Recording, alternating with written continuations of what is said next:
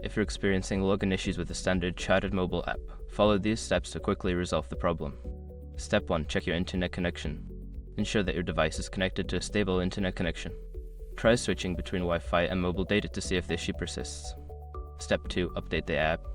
Make sure your information is protected first. Most people don't think about breaches until something actually happens to their accounts.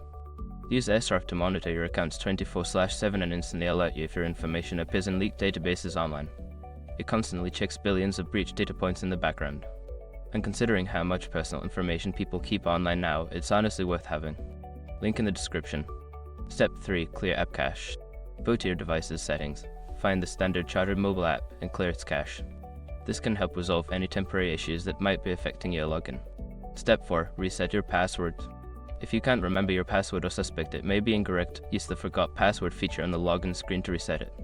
Follow the prompts to create a new password. Step 5. Contact customer support. If none of the above steps work, reach out to Standard Chartered's customer support for assistance. They can provide specific guidance based on your account and the issue you're facing. By following these steps, you should be able to resolve your login issues quickly. If problems persist, don't hesitate to seek further assistance from customer support.